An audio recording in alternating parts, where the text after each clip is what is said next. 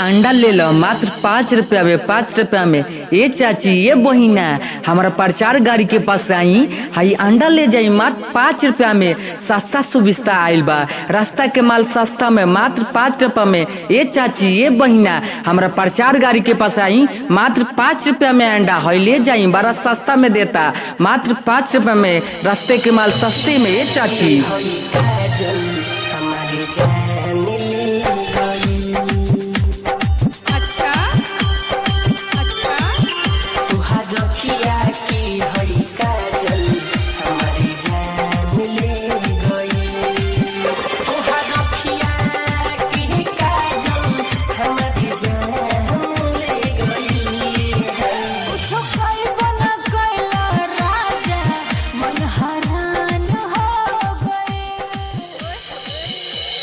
अंडा ले ली मात्र 5 रुपया में, 5 रुपया में। ये चाची ये चाचा ये काका हई अंडा लेनी सेल लू लागल बा, मात्र 5 रुपया में, 5 रुपया में देता। हमारा प्रचार गाड़ी के पास आई, मात्र 5 रुपया में अंडा लेके जाई। ये चाचा ये बहिना सुनी ना, हई गाड़ी भी चल जाता रउआ का पछताई के पड़ी। ये चाचा ये बहिना आई, मात्र 5 रुपया में हमारा प्रचार गाड़ी से ले जाइए अंडा, मात्र 5 रुपया। ये मौका कभी बार बार ना। ये चाचा आई हमारा प्रचार गाड़ी से ले जाइए, मात्र 5 रुपया में अंडा, रास्ते के माल सस्ते में। ये चाची ये बहिना बड़ा सस्ता सुविस्ता नु देता चाचा। ये चाचा ये सुनो, मात्र 5 रुपया में, 5 रुपया में। रास्ते के माल सस्ते में हमारा प्रचार गाड़ी से अंडा ले जाई।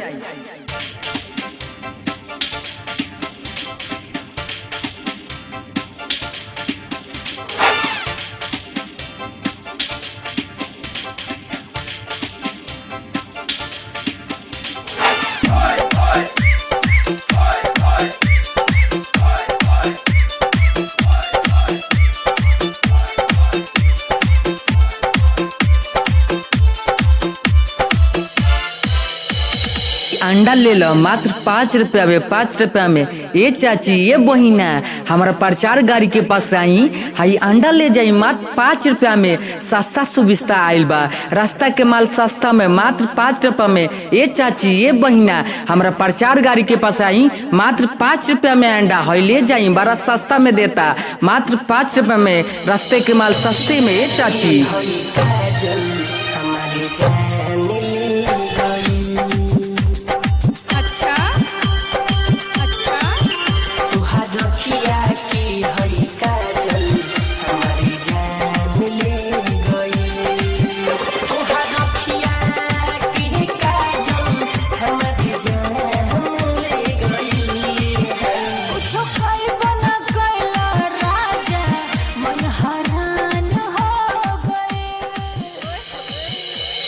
अंडा ले ली मात्र 5 रुपया में, 5 रुपया में। ये चाची ये चाचा ये काका हई अंडा लेनी सेल लू लागल बा, मात्र 5 रुपया में, 5 रुपया में देता। हमारा प्रचार गाड़ी के पास आई, मात्र 5 रुपया में अंडा लेके जाई। ये चाचा ये बहिना सुनी ना, हई गाड़ी भी चल जाता रउआ का पछताई के पड़ी। ये चाचा ये बहिना आई, मात्र 5 रुपया में हमारा प्रचार गाड़ी से ले जाई अंडा, मात्र 5 रुपया। ये मौका कभी बार बार ना। ये चाचा आई हमारा प्रचार गाड़ी से ले जाई, मात्र 5 रुपया में अंडा, रास्ते के माल सस्ते में। ये चाची ये बहिना बड़ा सस्ता सुविस्ता नु देता चाचा। ये चाचा ये सुनो, मात्र 5 रुपया में, 5 रुपया में। रास्ते के माल सस्ते में हमारा प्रचार गाड़ी से अंडा ले जाई।